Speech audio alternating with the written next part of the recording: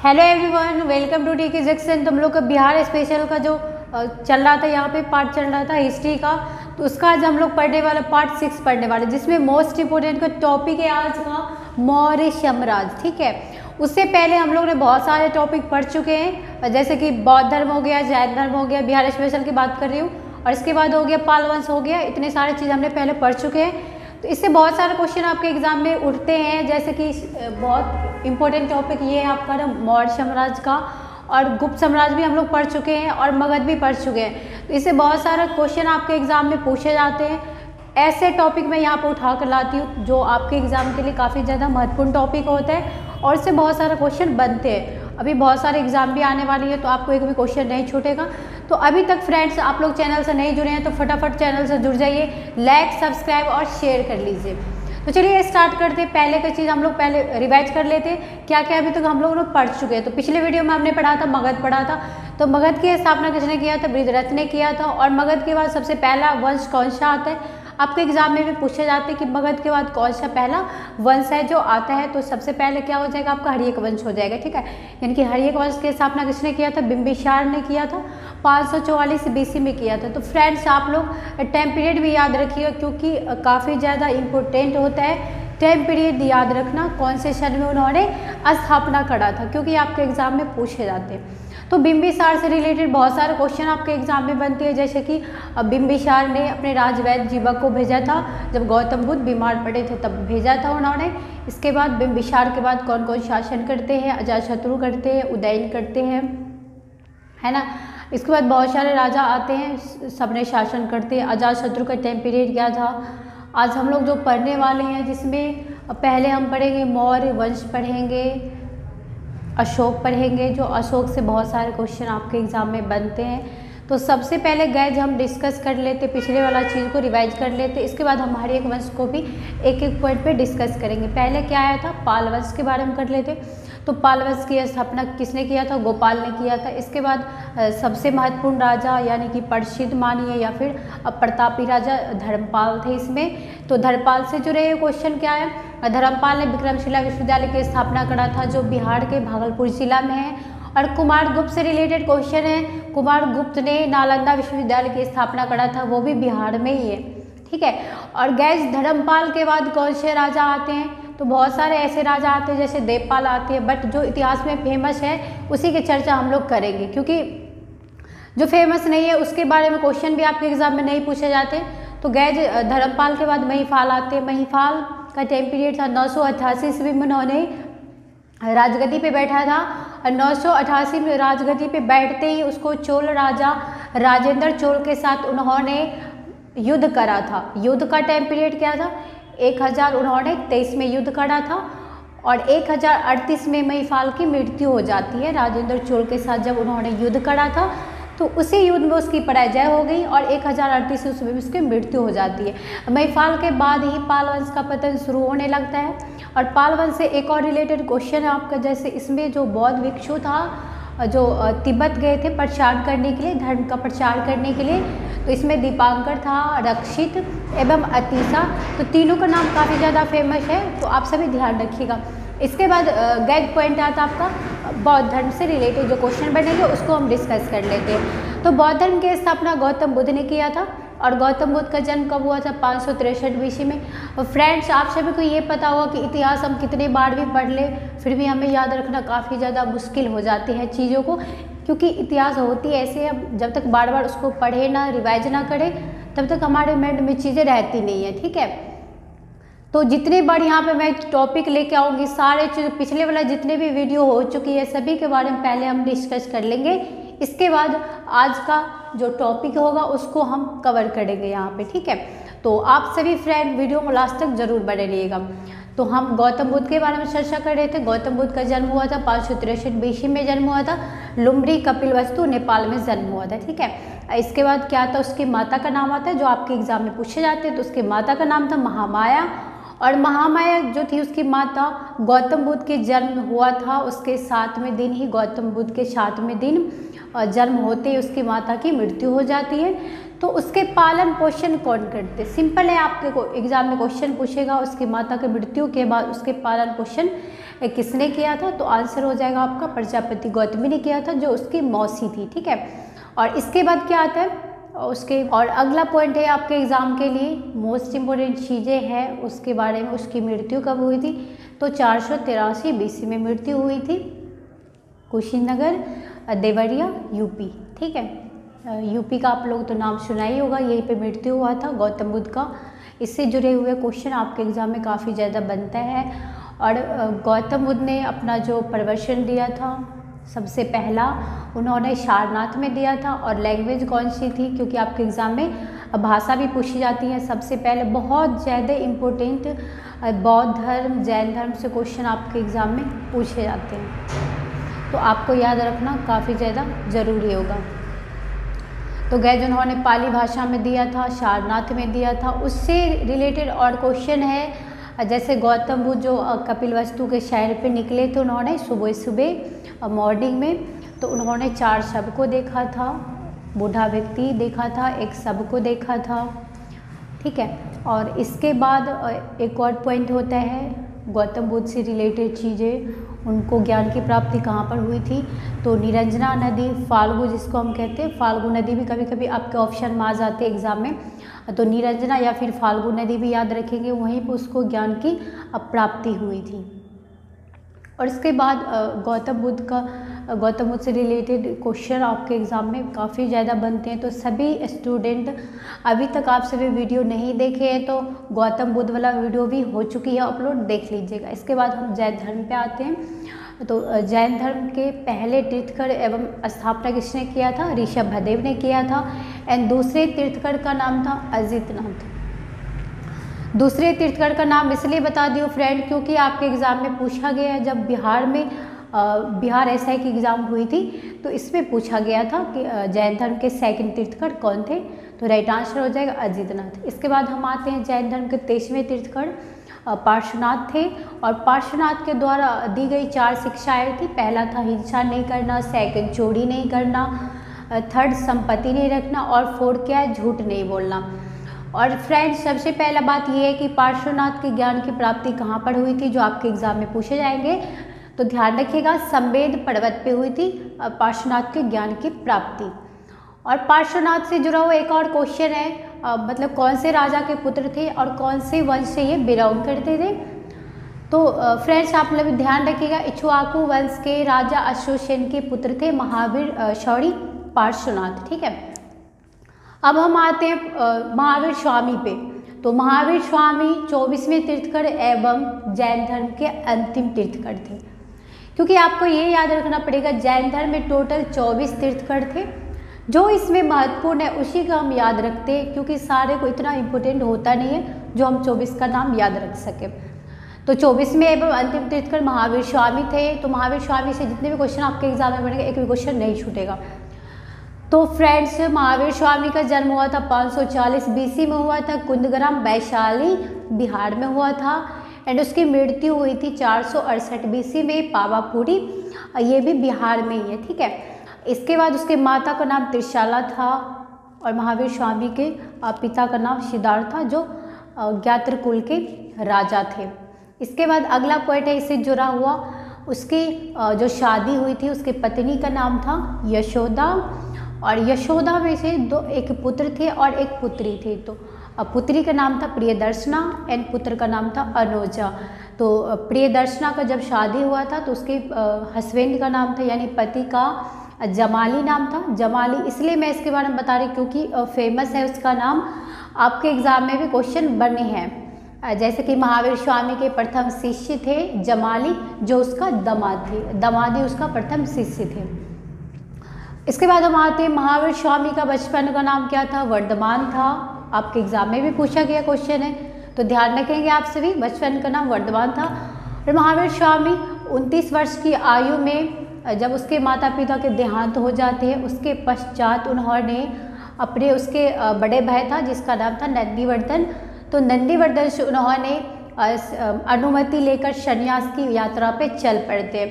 तो फ्रेंड्स आप सभी ये ध्यान रखिएगा, महावीर स्वामी से आपके एग्जाम में क्वेश्चन, कितने बच्चे ये पूछते हैं मैम क्वेश्चन कैसे बनेगा, तो क्वेश्चन आपके ऐसे बनेगा जैसे महावीर स्वामी ने 29 वर्ष की आयु में उन्होंने संन्यास की और चल दिया। तो आपके जब ऑप्शंस में आएंगे महावीर स्वामी ने कितने वर्ष की आयु में गृह त्याग किया था, तो राइट आंसर हो जाएगा 29 ईयर्स, ठीक है, 19 वर्ष की आयु में। इसके बाद हम चलते हैं 12 वर्षों की, महावीर स्वामी की बात हो रही है। महावीर स्वामी ने 12 वर्षों की कठिन तपस्या के बाद जबरिक के समीप एक रिजुपालिका नदी है जो बिहार में, तो रिजुपालिका नदी के तट पर साल वृक्ष के नीचे उसको संपूर्ण ज्ञान की प्राप्ति होती है। और उसके बाद बात करेंगे तो जैन धर्म में जो महावीर स्वामी ने उपदेश दिया था, तो अर्धमगधी भाषा में उन्होंने उपदेश दिया था। और जैन धर्म में फ्रेंड्स 3 रत्न थे, सम्यक ज्ञान, सम्यक दर्शन और सम्यक आचरण। ये सारे चीज़ आप लोग याद रखिएगा। और जैन धर्म से जो जुड़े हुए राजा थे, यानी कि जब जैन धर्म चल रहे तो उस टाइम के कौन से राजा का शासक चल रहा था, तो आपका आंसर हो जाएगा कलिंग राजा खारवेल। और कलिंग जगह उड़ीसा में है और कलिंग की राजधानी तोसली है, ठीक है। तो कलिंग राजा थे जैन धर्म के समकालीन एंड उदयन थे, अजातशत्रु के पुत्र उदयन। इसके बाद हम बात करेंगे यहाँ पर तो जैन धर्म को 2 भागों में डिवाइड किया गया था, श्वेतांबर और दिगंबर, तो दोनों में उसको डिवाइड किया गया था। और सबसे पहले ध्यान रखेंगे जो महावीर स्वामी के बौद्ध भिक्षुनी पहली महिला कौन थी, आपके एग्जाम में क्वेश्चन बनते हैं, तो राइट आंसर हो जाएगा चंदना। ये काफ़ी बार एग्जाम में पूछा गया। तो फ्रेंड्स यहाँ पे जैन बौद्ध सारी चीज़ कंप्लीट हो गया। अब हम आते पाल वंश पे, भी हमने डिस्कस कर चुके हैं। तो मगध पे थोड़ा कर लेते हैं। मगध की स्थापना विदरथ ने किया था। और इसके बाद हर्यक वंश आते हैं, तो हर्यक वंश, इसके बाद सबसे पहला वंश, ऐसे आपके एग्जाम में पूछिएगा मगध के बाद सबसे पहला वंश कौन सा आया था। वैसे बहुत सारे वंश आए थे, बट पहला वंश कौन सा आया था, जिस तरह से आपके एग्जाम में क्वेश्चन बनते उसी तरीके से मैं आपको बता रही हूँ। तो हर्यक वंश आते हैं, बिंबिसार ने किया था। और कब किया था उन्होंने, तो 544 BC में किया था। इसके बाद बिंबिसार को हत्या करके उसके पुत्र आते अजातशत्रु आते हैं। पहला राजा ऐसे था जिन्होंने पिता की हत्या करके मगध की राजगद्दी पे बैठा था। तो अजातशत्रु ने 493 BC पे मगध की राजगद्दी पे बैठा था। और अजातशत्रु को प्रीतहंता के नाम से भी जाना जाता है क्योंकि उन्होंने पिता की हत्या करा था। और पाटलिपुत्र में विशाल स्तूप का निर्माण अजातशत्रु ने करवाया था। अजातशत्रु के बाद कौन से राजा आते, तो उदयन आते। उदयन उसका पुत्र था। तो उदयन आते हैं 461 BC में मगध की राजगद्दी पे बैठता। उदयन से एक प्रश्न आपके एग्जाम में बनते हैं, पाटलिपुत्र नगर की स्थापना किसने कराया था, तो सही आंसर हो जाएगा उदयन ने कराया था, ठीक है। इसके बाद उदयन के बाद बहुत सारे राजा आते, नागदशक आते, उसका पुत्र है। इसके बाद शिशुनाग आते, शिशुनाग वंश की स्थापना 412 BC में करा था। उसके बाद नंदवंश आते, नंदवंश की स्थापना घनानंद ने नंदवंश की स्थापना महापद्मनंद किया था। और घनानंद मैंने अभी बोला था, तो गैज नंदवंश का सबसे अंतिम राजा घनानंद था।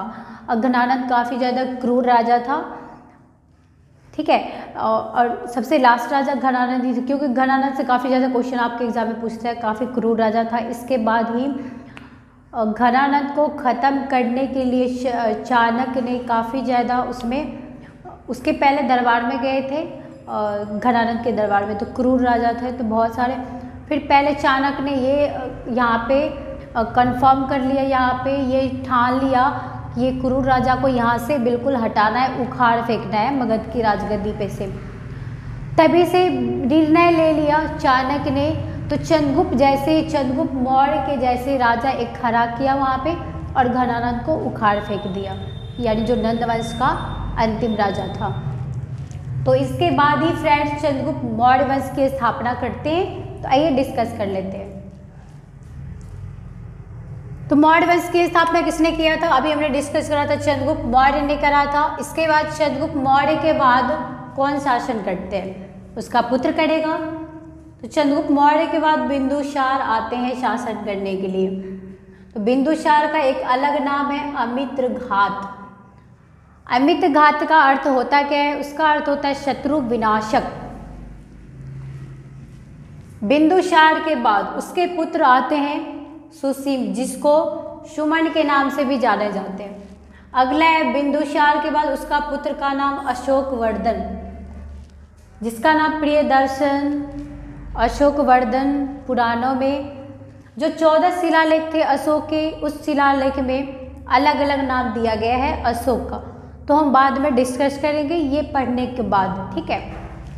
तो फ्रेंड्स, बिंदुसार के पुत्र का नाम अशोकवर्धन था। एक और पुत्र था जिसका नाम था विगताशोक, बट यहाँ पे काफ़ी ज़्यादा फेमस अशोक ही रहा था, तो बाकी का हमें इतना इम्पोर्टेंट रखते नहीं है याद करने के लिए, बट हमें पढ़ना पड़ता है जानकारी के लिए। तो इसके बाद सुशीम का, यानी सुशीम का पुत्र का नाम था निगरोध, जो इतिहासकार में इतना फेमस नाम नहीं है। इसके बाद अशोक के इतने सारे पुत्र एवं पुत्रियाँ थी। आपको पता होगा कि अशोक के बहुत सारे बीवी थी, बट जो इतिहास में 5 का नाम दिया गया, जो उसके नाम भी हम यहाँ पे डिस्कस करने वाले, कुरुवाकी, अशंघमित्रा और नागदेवी थी, ठीक है। लेकिन वैसे इतिहास में उसका 5 नाम दिया गया। अशोक के 5 फेमस पत्नियाँ थी, वैसे बहुत सारे थी, बट जो इतिहास में नाम है उसी को हम याद रखते हैं, बाकी का नाम याद नहीं रखते हैं। अशोकवर्धन पहला, महेंद्र संघमित्रा। तो महेंद्र संघमित्रा इसलिए इतना फेमस है क्योंकि उन्होंने श्रीलंका गया था बौद्ध धर्म के प्रचार के लिए, इसीलिए ज़्यादा फेमस है। इसके बाद चरुमती उसी का पुत्र थे, कुणाल भी थे, जलौक, कश्मीर और लास्ट तीवर। और फ्रेंड्स, इसके बाद बहुत सारे राजा ने शासन किया, बट मैं यहाँ पर लिखी नहीं क्योंकि ये इतना इम्पोर्टेंट है नहीं, इसलिए मैंने लिखी हूँ। और मौर्य वंश का सबसे अंतिम राजा का नाम था वृद्धरथ, ठीक है। तो आप सभी ये ध्यान रखेंगे, लास्ट वाला काफ़ी इम्पोर्टेंट होती है। इसके बाद यहाँ पे हम आ जाते हैं चंद्रगुप्त मौर्य। चंद्रगुप्त मौर्य का टाइम पीरियड क्या था? 323 बीसी से 298 बीसी। सिंपल है, 323 में उन्होंने राजगद्दी पे बैठा होगा और 298 में मृत्यु हो गई होगी, है ना। तो पहला पॉइंट है गाइस यहाँ पे, वैसे मैं बताने के लिए सारे बता दूँ, बट एक एक पॉइंट बोर्ड पे लिखना इसलिए पड़ता है ताकि आप सभी यहाँ पे नोटबुक पे लिख सकते हैं, फ़ोन में स्क्रीनशॉट ले सकते हैं, क्योंकि पढ़ सकते हैं ऐसे, है ना। इसीलिए बोर्ड पे मैं एक एक पॉइंट यहाँ पर लिख दी और कलर कर देती हूँ ताकि आपको अच्छे से याद हो जाए। चंद्रगुप्त मौर्य ने नंद वंश के अंतिम शासक धननंद, यहाँ पर धननंद लिखा हुआ है, ठीक है, क्योंकि कभी कभी आपके इतिहास में धननंद आ जाए या फिर घनानंद आ जाए तो आप बोलेंगे मैंने एक ही नाम पढ़ा, एक तो पढ़ा नहीं है, पर आपको दोनों याद रखना है, ऑप्शन के अनुसार से चलना है। धनानंद को हराकर मौर्य वंश की स्थापना 323 बीसी में की थी। अभी तो मैंने डिस्कस करा था पहले कि उन्होंने नंद वंश के अंतिम राजा धनानंद को हराकर मौर्य वंश की स्थापना करा था, जो यहाँ पे लिखा हुआ है। अगला पॉइंट है धनानंद को हराने में चाणक्य के कितने सारे नाम है? कौटिल्य, विष्णुगुप्त, ठीक है, ने चंद्रगुप्त मौर्य की मदद ली थी। चंद्रगुप्त मौर्य की मदद इसलिए ली थी क्योंकि चाणक्य ने बहुत सारा सेना बनाया। आपको पता होगा गैस, यहाँ पे जो इतिहास में बताया गया है कि 6 लाख सेना थी उसके पास टोटल, और 6 लाख सेना से उन्होंने पूरे भारत को रौंद डाला था। जितने भी राजाएं थे सबसे ज़्यादा सेना उसी के पास थी, इतने सारे हाथी वगैरह, वैसे इतिहास में 6 लाख बताया गया है। इसके बाद आता है चंद्रगुप्त जैन धर्म के अनुयायी थे, जैन धर्म को मानता था। तो यहाँ से कंप्लीट हो गया चीज़ें, आप सभी स्क्रीनशॉट ले लीजिए। तो चलिए आगे की चीज़ें स्टार्ट करते हैं। यहाँ तक हमने पढ़ लिए। इसके बाद आता है, इसका पॉइंट क्या क्या आता है देख लेंगे आप सभी। तो इसके बाद आता है चंद्रगुप्त ने, यानी कि चंद्रगुप्त मौर्य की बात हो रही है, तो चंद्रगुप्त मौर्य ने 305 बीसी में, जो बीसी का फुल फॉर्म होता है बिफोर क्राइस्ट होता है और हिंदी में होता है ईसा पूर्व। तो यानी कि यहाँ पे बताया गया आपको चंद्रगुप्त मौर्य ने 305 बीसी में जो उसका युद्ध हुआ था, ये हुआ था सेल्यूकस निकेटर के साथ हुआ था, उन्होंने हराया था, ठीक है, सेल्यूकस निकेटर को हरा दिया था। युद्ध कब हुआ? तो 305 बीसी में हुआ था। आपके एग्जाम में क्वेश्चन ऐसे बनता है फ्रेंड्स, जैसे सन 20 में पूछ लिए जाते हैं, या फिर ये पूछेगा कि 305 में जो युद्ध हुआ था चंद्रगुप्त मौर्य और किसके बीच में युद्ध हुआ था, तो राइट आंसर हो जाएगा सेल्यूकस निकेटर के बीच में युद्ध हुआ था। इसमें चंद्रगुप्त मौर्य ने सेल्यूकस निकेटर को परास्त कर दिया था। इसी के मतलब जो वो हार गए थे, इसके बाद सेल्यूकस निकेटर ने अपनी पुत्री, उसकी पुत्री का नाम था हेलेना या फिर दूधरा नाम था, ठीक है, उसकी पुत्री का नाम है इसकी शादी चंद्रगुप्त मौर्य के साथ कर दी। इतिहास में ऐसे होता था, कोई दो राजा अगर युद्ध कर रहे, इसमें से एक राजा कोई पराजय हो जाती है उसकी, या फिर ये उसकी हार हो जाती है, तो उसको कुछ न कुछ दान देना पड़ता है, तभी ये राजा शांत होता, नहीं तो फिर और भी युद्ध करते रहते हैं। तो ऐसे ही इसमें क्या हुआ, चंद्रगुप्त मौर्य की उसकी बेटी के साथ उन्होंने शादी करवा दिया। उसकी जब शादी उन्होंने करवाया तो सेल्यूकस निकेटर ने बहुत सारा प्रांत भी उसको दिया था चंद्रगुप्त मौर्य को, एंड 500 हाथी भी दिया था उसको। यानी कि किसी भी तरीके से उसको युद्ध को शांति बनाना था, युद्ध के बाद उसको संधि भी करना था, क्योंकि जब युद्ध हो गई, उसकी हार हो गई, तो फिर संधि करना पड़ता है वो लोग को, तभी वो लोग रिलेशन जोड़ लेते हैं इसी प्रकार से, जब पूरा युद्ध यहाँ पे शांत हो जाती है। ठीक है, तो यहाँ पर क्या हुआ था, अपने पुत्री को जो है हेलन और दुदरा को चंद्रगुप्त मौर्य के साथ शादी कर देते हैं। इसके बाद क्या होता है, तो इसके बाद अभी मैंने बताया युद्ध की संधि और शर्तों के अनुसार, यानी कि अब उसको संधि करना था, हार गए तो संधि और शर्तों के अनुसार उन्होंने 4 प्रांत को दिए थे। और 4 प्रांत कौन कौन से दिया था, यहाँ पे नाम लिखा हुआ है सभी का। तो पहला है उसका पैरोपनसडाई। ठीक है, ये जगह कहाँ पर है, तो ये काबुल में यानी अफगानिस्तान में। सेकंड कौन सा था, अराकोशिया। अराकोशिया कहाँ पर है, तो कंधार में। अगला पॉइंट है फ्रेंड एरिया, थर्ड में एरिया है जो हेरात में है। अगला है जेड्रोशिया, और जेड्रोशिया सौंप दिया। इतने सारे जगह उसको सेल्यूकस निकेटर ने चंद्रगुप्त मौर्य को दे दिया, इतने सारे प्रांत दे दिया। इतिहास में ऐसे होता आ रहा है, जो राजा हार गए उसको बहुत सारा चीज़ें देना पड़ रहा था, जब भी युद्ध की शांति होती थी।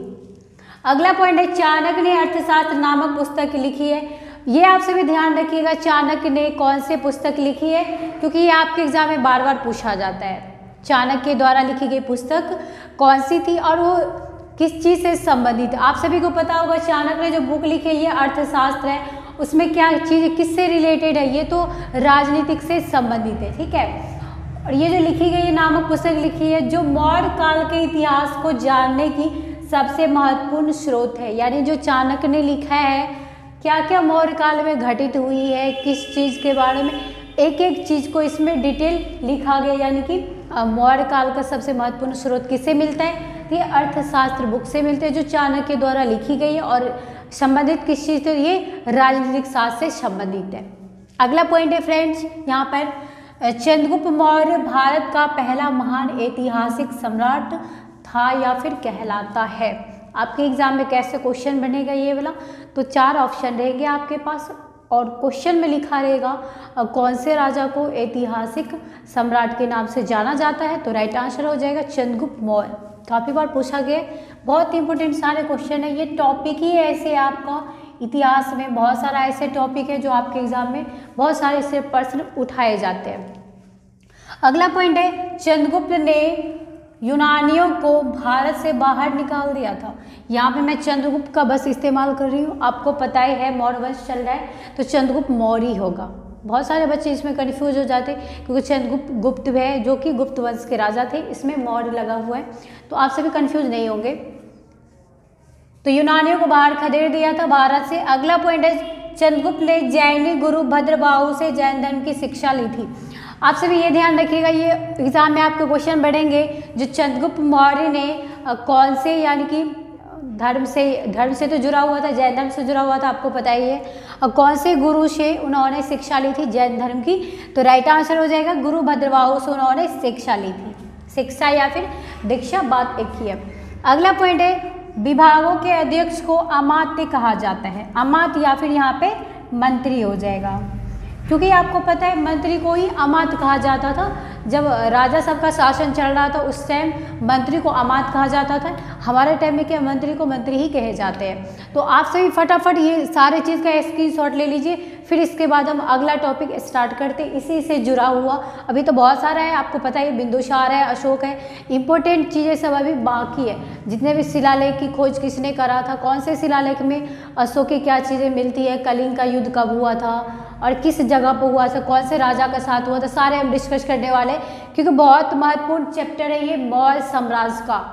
आपके एग्जाम में एक भी क्वेश्चन नहीं छूटेगा मौर्य साम्राज्य से, मैं 100% बता रही हूँ। आप सभी ये वीडियो देख लीजिएगा पूरा लास्ट तक, फटाफट स्क्रीनशॉट ले लीजिए आप सभी। तो चलिए इसे आगे के स्टार्ट करते हैं, इससे आगे का हमारा पॉइंट क्या क्या बनता है एग्जाम के लिए, ठीक है। तो देखिए यहाँ पे पहला पॉइंट है मेगास्त्रीज के अनुसार। सबसे पहले ये ध्यान रखेंगे मेगास्त्रीज चंद्रगुप्त मौर्य के दरबार में रहते थे। इससे आपके एग्जाम में क्वेश्चन बनते हैं, ऑप्शन दे देते मेगास्त्रीज, और प्रश्न रहता आपका किसके दरबार में रहते थे, ठीक है। तो यहाँ पर देखेंगे पहला पॉइंट है मेगास्त्रीज के अनुसार भारत में दास प्रथा नहीं थी। पहला पॉइंट तो ये हो गया आपका।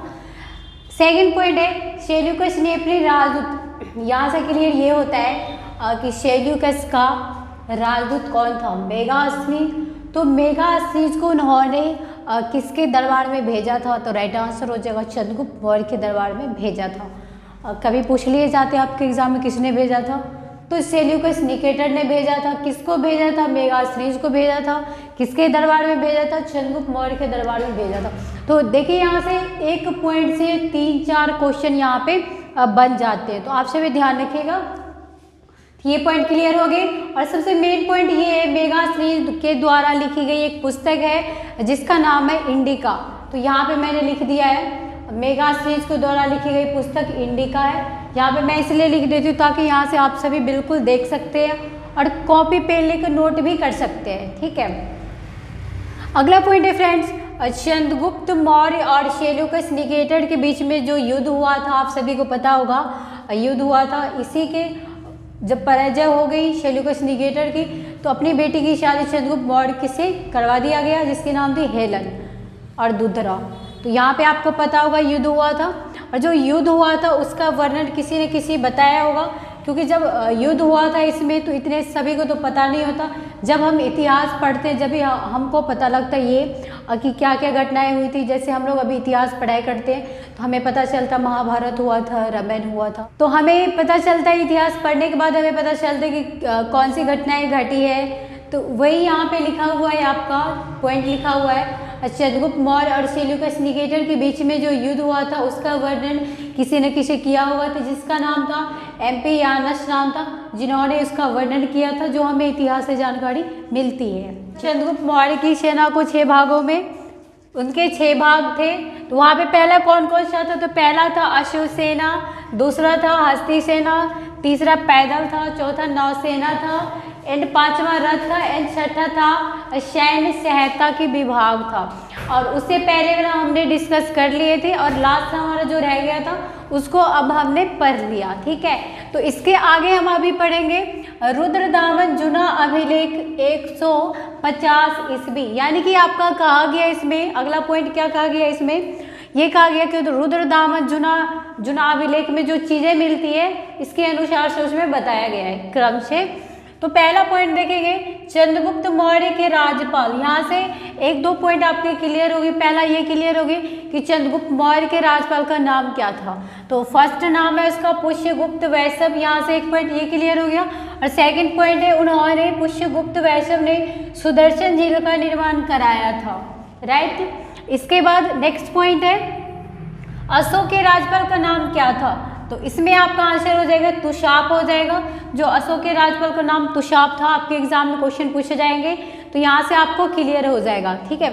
इसके बाद इसमें ये कहा गया है, इससे रिलेटेड क्वेश्चन जो है अशोक के राज्यपाल का नाम तुशाप था। उन्होंने, अभी आपको पता है कि सुदर्शन झील का निर्माण किसने करवाया था, तो पुष्यगुप्त वैश्य ने सुदर्शन झील का निर्माण कराया था। और सुदर्शन झील निर्माण कराने के बाद उसमें से नहर निकाली थी, तो नहर किसने निकाली, तुशाप ने निकाली थी। इसके बाद नेक्स्ट पॉइंट है आपके लिए यहाँ पे अगला पॉइंट स्कंदगुप्त। स्कंदगुप्त राजा है जो गुप्त वंश के राजा थे। स्कंदगुप्त के जूनागढ़ अभिलेख 467 ईस्वी, इससे ये यहाँ पे आपको कंफर्म होता है चीज़ें, प्रश्न यहाँ पे एक क्लियर होता है कि स्कंदगुप्त के जुना अभिलेख में ये चीज़ें मिलती है। तो यानी कि अभी हमने पढ़ा था सुदर्शन झील का निर्माण पुष्यगुप्त वैश्य ने कराया था। अगला पॉइंट है यहाँ पे जो झील बनाया गया था सुदर्शन झील, तो अत्यधिक वर्षा होने के कारण जब बहुत ज़्यादा यहाँ पे बारिश हुई थी उसके कारण सुदर्शन झील का बांध टूट गया था, तो उसका निर्माण भी कोई ना कोई कराएगा। तो पुनर्निर्माण किसने कराया था, पुनर्निर्माण या फिर मरम्मत समझ लीजिए, तो स्कंदगुप्त ने कराई थी। तो राइट, यहाँ से ये चीज़ें क्लियर हो गया। इससे बहुत सारा क्वेश्चन आपके एग्जाम में पूछेंगे। सुदर्शन झील का निर्माण किसने कराया? पुष्यगुप्त वैष्णव ने करवाया था। इसमें से नहर किसने निकाली थी? तो अशोक का राज्यपाल तुषाप ने निकाली थी नहर। और जब अत्यधिक वर्षा के कारण जब बांध टूट गई थी तो पुनर्निर्माण या फिर मरम्मत किसने कराई थी? स्कंद गुप्त ने कराई थी। तो यहाँ से ये चीज़ें क्लियर हो गई। तो आप लोग फटाफट इसका स्क्रीनशॉट ले लीजिए। फिर इसके आगे जितने भी बहुत सारे इसमें मौर्य साम्राज्य का बहुत बड़ा चैप्टर है, इसमें से बहुत सारे क्वेश्चन आपके एग्जाम में जो पूछे जाते हैं, तो एक एक पॉइंट क्लियर करेंगे। जैसे कि अशोक के बारे में, अशोक की प्रसिद्ध लड़ाई कलिंग की युद्ध था और इसमें कितने सारे सेनाएं थी, कितने सारे को इसमें बंदी बना लिया गया था और इसके 14 शिलालेख थी, कहाँ कहाँ से शिलालेख मिली है और क्या क्या चीज़ें इसमें शिलालेख में उसका क्या क्या अलग अलग से उसका नाम दिया गया। अशोक वर्धक, प्रियदर्शनी, बहुत सारा नाम दिया गया है कौन कौन से शिलालेख से नहीं मिलता है। फिर हम आगे उसके बारे में डिस्कस करेंगे। तभी तक के लिए आप सभी फटाफट स्क्रीनशॉट ले लीजिए। तो अभी तक ने हमने पढ़ लिए, इतने सारे पॉइंट पढ़ लिए। तो चलिए अगला पॉइंट स्टार्ट करते हैं। अब हमारा पॉइंट क्या है? तो अभी तक हमने जितने सारे चीज़ पढ़ लिए उसके अनुसार से हमने अभी तक देखा कि हिस्ट्री इतिहास में क्या कहा गया। पिल्ली के अनुसार कहा गया था किसमें चंद्रगुप्त मौर्य के पास 6 लाख पैदल यात्री थे और 30,000 वहाँ पे उसके पास घोड़ा थे, 9,000 रथ थे और बहुत सारा नौसैनिक वगैरह थे। ठीक है, तो अब हम क्या डिस्कस करने वाले इसमें, चंद्रगुप्त मौर्य की मृत्यु कब हुआ था और कहाँ पर हुआ था? तो चंद्रगुप्त मौर्य की मृत्यु कर्नाटक के श्रवणबेलगोला एक जगह है और जगह कहाँ पर स्थित है? चंदागिरी पहाड़ी पर 298 BC में चंद्रगुप्त मौर्य की मृत्यु हो जाती है।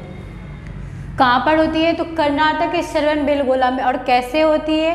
तो चंद्रगुप्त मौर्य ने श्लेखना विधि से, श्लेखना विधि का अर्थ होता है भूखे प्यासे शरीर को त्याग देना, भूखे प्यासे शरीर को त्याग देना, इसके अनुसार से उसकी मृत्यु हो जाती है। ठीक है, इसके बाद हम अगला डिस्कस करेंगे यानी कि मौर्य प्रशासन के टाइम में पुरोहित को क्या क्या बोले जाते थे, इसके बारे में डिस्कस करेंगे। तो अगला हेडिंग है हमारा मौर्य प्रशासन मंत्री और ये है प्रधानमंत्री। तो उस टाइम पुरोहित को कोषाध्यक्ष यानी कि पुरोहित जो होते थे उसको क्या कहते थे? उसको प्रधानमंत्री तथा प्रमुख धर्माधिकारी कहा जाता था। अभी तक हमने क्या पढ़ा था? चंद्रगुप्त मौर्य का प्रधानमंत्री कौन था? चाणक्य था। और चाणक्य का बचपन का नाम क्या था? विष्णुगुप्त था। चाणक्य से जुड़े हुए जितने भी चीज़ आपके एग्जाम में क्वेश्चन बन सकते हैं तो सारे यहाँ पे क्लियर हो जाएगा। सबसे पहला पॉइंट है चंद्रगुप्त मौर्य का प्रधानमंत्री का नाम चाणक्य था और चाणक्य का बचपन का नाम विष्णुगुप्त था। और फ्रेंड्स आप सभी ये ध्यान रखिएगा यानी कि चाणक्य को भारत का मैकियावेली कहा जाता है। एंड अगला पॉइंट है चाणक्य के पिता का नाम चाणक्य था। ठीक है, और इसके गुरु का नाम था गुरु शिरोमणि आचार्य चाणक्य। ठीक है, तो ये सारे चाणक्य से रिलेटेड जितने भी चीज़ आपके एग्जाम में क्वेश्चन बन सकते हैं तो यहाँ से आप सभी कवर कर सकते हैं। तो अगला पॉइंट है आपका सन्निधाता यानी कि मौर्य के टाइम में सन्निधाता किसको कहा जाता था? तो कोषाध्यक्ष को कहा जाता। ये आप सभी की जानकारी के लिए मैंने यहाँ पे लिख दिया था कि अगर सपोज दैट आपके एग्जाम में पूछ देते हैं तो आप सभी को आना चाहिए जानकारी के लिए, इसलिए मैंने यहाँ पे लिख दिया। एक एक पॉइंट मौर्य साम्राज्य से जितने भी एग्जाम में आपको पॉइंट बनेंगे एक भी पॉइंट मैं यहाँ पर नहीं छोड़ी हूँ। सभी से रिलेटेड चंद्रगुप्त मौर्य, बिंदुसार और फिर हम आगे भी पढ़ने वाले अशोक पढ़ने वाले, एक एक पॉइंट यहाँ से आप सभी को क्लियर हो जाएगा। तो लास्ट क्या था इसमें? नायक। नायक इसको कहते थे, सेना का जो संचालक करते थे उसको नायक कहा जाता था। अगला पॉइंट है युवराज, जो राजा का उत्तराधिकारी होता था। राजा का उत्तराधिकारी कौन होता था? आपको पता होगा, अभी तक हम जितने भी हिस्ट्री में चीज़ें पढ़ते आए हैं राजा का उत्तराधिकारी राजा का पुत्र ही होता था, है ना। तो यहाँ से क्या क्लियर हो गया आपका? युवराज कौन होता था? तो राजा का उत्तराधिकारी को युवराज कहा जाता था। अगला पॉइंट है आपका लास्ट है सेनापति। तो सेनापति युद्ध विभाग का जो मंत्री होता था उसको सेनापति कहा जाता था। अगला पॉइंट है हमारा चंद्रगुप्त मौर्य का चीज़ें पूरा यहाँ से कंप्लीट होता है। तो आगे हम आते हैं बिंदुसार पे। तो बिंदुसार का सबसे पहला पॉइंट है आपका इसका टाइम पीरियड 298 BC से 273 BC उसका टाइम पीरियड था। यानी कि बिंदुसार मगध की राजगद्दी पर 298 BC में बैठा था। उसका लास्ट क्या था? 273 BC। तो पहला पॉइंट है बिंदुसार को जैन धर्म में सिंहसेन कहा गया है। ठीक है, अलग अलग नाम दिया गया है तो जैन धर्म उसको सिंहसेन कहा गया है। और सबसे पहला पॉइंट ये आपका बिंदुसार से, बिंदुसार के अमित्र घात के नाम से भी जाना जाता है। अमित्र घात का अर्थ ये होता है शत्रु का विनाशक, ठीक है। अगला पॉइंट फ्रेंड्स, बिंदुसार आजीवक संप्रदाय का अनुयायी था। अगला पॉइंट है वायु पुराण में बिंदुसार को भद्रसार या वारिसार कहा गया। आपसे एग्जाम में क्वेश्चन ऐसे बन सकता है, जैसे हमने पहला पॉइंट यहाँ पे देखा था, तो आपके एग्जाम में ऐसे बनेगा, जैन धर्म में बिंदुसार को कौन से नाम से संबोधित किया जाता था? तो आपका राइट आंसर हो जाएगा सिंहसेन। अगला है वायु पुराण में बिंदुसार को कौन से नाम से जाना जाता था? राइट आंसर हो जाएगा भद्रसार या फिर वारिसार। अगला है चीनी विवरण में बिंदुसार को बिंदुपाल कहा गया, मतलब बंदा एक है और नाम इतना सारा दिया गया है, तो राइट आंसर हो जाएगा बिंदुपाल। चीनी विवरण में बिंदुसार को बिंदुपाल कहा गया। और सबसे मेन पॉइंट ये आपका बहुत ज़्यादा इंपॉर्टेंट है, पिंगलवत्स नामक आजीवक विद्वान बिंदुसार के दरबार में रहता है। इससे जुड़े हुए क्वेश्चन ये है कि सबसे पहले पिंगलवत्स ने बोला था कि अशोक की जो राजा बनने की भविष्यवाणी किसने करा था? तो पिंगलवत्स ने करा था। आपके एग्जाम में क्वेश्चन ऐसे भी बनेंगे कि अशोक के राजा बनने की भविष्यवाणी किसने करा था? पिंगलवत्स ने करा था। और पिंगलवत्स किसके दरबार में रहते थे? तो राइट आंसर हो जाएगा बिंदुसार के दरबार में रहता था। और सबसे पहला पॉइंट ये आपका बिंदुसार से रिलेटेड है, यहाँ पर लिखा हुआ नहीं है बट मैं बता देती हूँ कि बिंदुसार के शासनकाल में जो यूनानी राजदूत आए थे जिसका नाम था डायमेक्स, तो याद रखेंगे डायमेक्स थे यूनानी राजदूत, यूनानी राजदूत थे जो बिंदुसार के शासनकाल में आए थे। तो आप सभी ध्यान रखेंगे। और यहाँ से ये चीज़ें कंप्लीट होती है, बिंदुसार भी कंप्लीट होती है एंड चंद्रगुप्त मौर्य भी कंप्लीट होती है। तो अगला पॉइंट हमारा वो अशोक होगा। अशोक में बहुत सारी चीज़ अभी पढ़ना है, एक एक पॉइंट जो आपके एग्जाम के लिए महत्वपूर्ण है। तो सारे प्रश्न यहाँ पे जितने भी बन सकते हैं अशोक से रिलेटेड सारे यहाँ पे कवर करने वाले। इससे पहले आप सभी इसका स्क्रीनशॉट ले लीजिए। तो अभी तक ने हमने पढ़ चुके हैं इसके बारे में, अशोक से पहले जितने भी चीज़ें हो गई, चंद्रगुप्त मौर्य के बारे में और बिंदुसार के बारे में, तो सारी चीज़ हमने पढ़ लिया अभी तक। इसके बाद हम अभी पढ़ेंगे अशोक पढ़ेंगे। सबसे पहले हम लोग पढ़ेंगे यहाँ पे अशोक या बिंदुसार का उत्तराधिकारी कौन था? तो बिंदुसार का जो पुत्र होगा ये उसका उत्तराधिकारी होगा। तो बिंदुसार के पुत्र का नाम अशोक था, तो बिंदुसार का उत्तराधिकारी अशोक था। बिंदुसार के बाद इसके पुत्र शासन करते हैं, यानी कि अशोक शासन करते हैं। तो अशोक का टाइम पीरियड क्या था? 273 बीसी से लेकर 232 बीसी। और सबसे पहले बात करेंगे यहाँ पे अशोक राजगद्दी पर कब बैठा, यानी कि मगध की राजगद्दी पर उन्होंने 269 बीसी में मगध के राजगद्दी पर बैठा था। और अशोक से बहुत सारे क्वेश्चन आपके एग्जाम में पूछे जाते हैं, तो सारे पॉइंट यहाँ पे आप सभी को कवर हो जाएंगे। तो चलिए स्टार्ट करते हैं। पहला पॉइंट है यहाँ पर मास्की एवं गुर्जरा अभिलेख में अशोक का नाम अशोक ही मिलता है। ये दोनों अभिलेख है, इसमें अशोक का नाम अशोक ही मिलता है। और जो बाकी अभिलेख है उसमें अशोक का अलग अलग नेम सब इसमें मिलते हैं, तो ये भी आप सभी याद रखिएगा। तो नेक्स्ट पॉइंट है आपका पुराणों में अशोक को अशोक वर्धन कहा गया है। सभी ध्यान रखिएगा आप सभी, अशोक जो है अशोक का अशोक वर्धन किस में कहा गया है? तो पुराणों में अशोक को अशोक वर्धन कहा गया है। नेक्स्ट पॉइंट है आपका यहाँ पर अभिलेखों में अशोक को देवा नाम प्रिय या फिर देवा नाम प्रियदर्शी के नाम से भी जाने जाते हैं। बहुत सारे उसके अलग अलग नाम हैं, इसमें बताया गया है शिलालेख में, अभिलेख में। तो सारे चीज़ आप सभी याद रखिएगा, काफ़ी ज़्यादा महत्वपूर्ण है अशोक से रिलेटेड, क्योंकि अशोक बहुत बड़ा चैप्टर है, इससे बहुत सारे प्रश्न पूछे जाते हैं आपके एग्जाम में। तो अगला पॉइंट देखेंगे आप सभी यहाँ पर हमने ये क्लियर कर लिया। इसके बाद है लास्ट है इसमें, अशोक ने कश्मीर में श्रीनगर बसाया था। आपके एग्जाम में ऐसे क्वेश्चन पूछा जाएगा, जो जम्मू कश्मीर में श्रीनगर किसने बसाया था? तो राइट आंसर हो जाएगा अशोक ने बसाया था।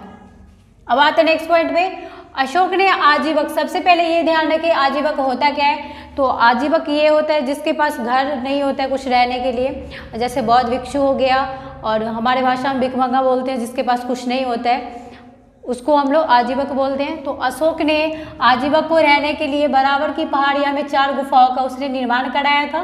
पहला था कर्ज नाम था गुफा का, सेकंड चौपाड़, थर्ड सुदामा, फोर्थ था विश्व झोपड़ी। और इससे एक चीज़ और यहाँ पे बनता है, जो अशोक के पौत्र थे, अशोक के पौत्र का नाम था दशरथ, जिन्होंने नागार्जुन गुफा प्रदान किया था आजीवक को रहने के लिए। ठीक है, तो ये भी आप सभी ध्यान रखिएगा, काफ़ी ज़्यादा इंपॉर्टेंट चीज़ें होती हैं।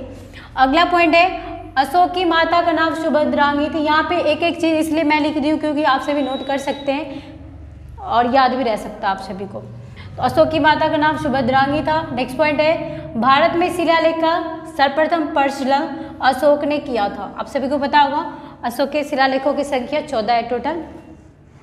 अगला पॉइंट है अशोक के शिलालेखों में कौन कौन सी है, तो ब्राह्मी, खरोष्ठी, ग्रीक एवं अरमाइक लिपि का प्रयोग हुआ है। एक पॉइंट और है इससे रिलेटेड, जो अशोक से रिलेटेड है, अशोक के जो पुत्र था महेंद्र और संघमित्रा पुत्री, तो उन्होंने दोनों को श्रीलंका भेजा था बौद्ध धर्म प्रचार के लिए। तो ये क्वेश्चन आपके एग्जाम में काफ़ी ज़्यादा बार पूछा गया है, तो आप सभी ध्यान रखिएगा। अशोक ने भेजा था बौद्ध धर्म प्रचार के लिए महेंद्र और संघमित्रा को, कहाँ भेजा था, तो श्रीलंका भेजा था। तो इतने सारे चीज़ यहाँ पे हमने अशोक के बारे में अभी पढ़ा है, वो चीज़ें यहाँ पे आप सभी स्क्रीनशॉट ले लीजिए जल्दी से।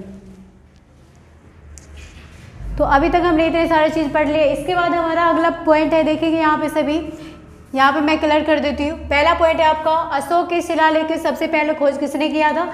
जो आपके एग्जाम में क्वेश्चन पूछे जाते हैं अशोक के शिलालेख की सबसे पहले खोज किसने करा था, तो राइट आंसर हो जाएगा 1750 ईस्वी में टी पैंथलेट ने किया था, जिसकी संख्या टोटल कितनी थी, 14 थी। अगला पॉइंट है यहाँ पर दिया हुआ है जो अशोक के अभिलेख पढ़ने का सबसे पहले काम किसने करा था। यहाँ पर तो सबसे पहले हमने देखा था खोज टी पैंथलेट ने किया था जो 1750 ईस्वी में करा था, और सबसे पहले पढ़ा किसने था अशोक के शिलालेख का, तो आपका राइट आंसर हो जाएगा 1837 ईस्वी में जेम्स प्रिंसेस ने सबसे पहले पढ़ा हुआ था। यह आपके एग्जाम में कई बार पूछा गया है, तो आप सभी ध्यान रखेंगे। लास्ट पॉइंट है आपका कलिंग युद्ध के परिणाम स्वरूप अशोक ने बौद्ध धर्म को अपना लिया, ठीक है। और कलिंग युद्ध से ये आप सभी ध्यान रखिएगा, जो अशोक और राजा खारवेल के बीच में कलिंग का युद्ध हुआ था, उसका टाइम पीरियड था यहाँ पे लिख देती हूँ मैं 261 बीसी में कलिंग का युद्ध हुआ था। और कलिंग जगह उड़ीसा में है और कलिंग की राजधानी तोसली है। तो जब कलिंग का युद्ध हुआ था इसमें बहुत सारे लोग मारे गए, जैसे कि करीब इसमें लगभग बताया गया 1 लाख मारे गए लोग, और बहुत सारे इसमें बंदी भी बना लिया गया। तो आप सभी ये चीज़ें याद रखेंगे। अशोक से जितने भी क्वेश्चन बनेंगे आप सभी वीडियो को देखिएगा, एक भी क्वेश्चन आपको नहीं छूटेगा। तो यहाँ पे वीडियो सारे यहाँ पे कंप्लीट होते हैं। मिलते हैं नेक्स्ट वीडियो में। Thank you so much.